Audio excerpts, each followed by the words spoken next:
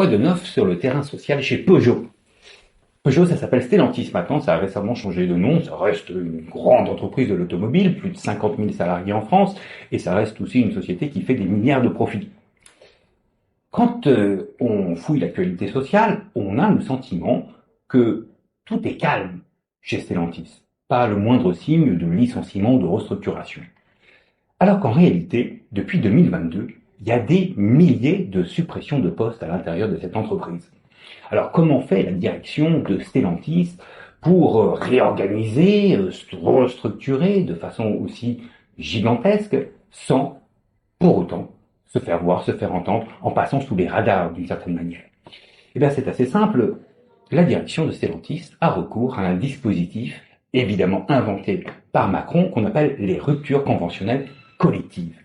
Et il y a même un accord qui a été passé par certains syndicats de Stellantis et la direction du groupe, et qui prévoit que 2600 suppressions de postes seront mises en œuvre grâce à cette procédure de rupture conventionnelle collective entre 2022 et 2024. Et effectivement, il y a des milliers de salariés qui vont quitter l'entreprise grâce à cet instrument.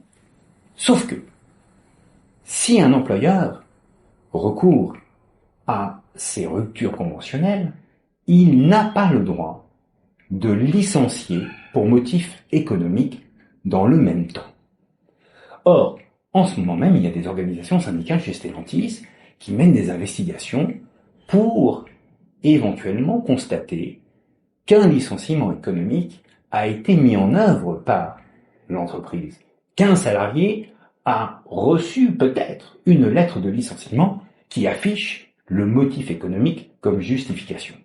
Si au terme de leur recherche, ils constataient qu'une telle lettre a effectivement été envoyée, alors ils pourront en faire un usage particulièrement efficace, parce que tous les autres salariés qui ont quitté l'entreprise dans le cadre de la rupture conventionnelle collective seront en droit de saisir le Conseil des prud'hommes pour faire juger que la rupture de leur contrat de travail est illégale et au passage réclamer des indemnités significatives.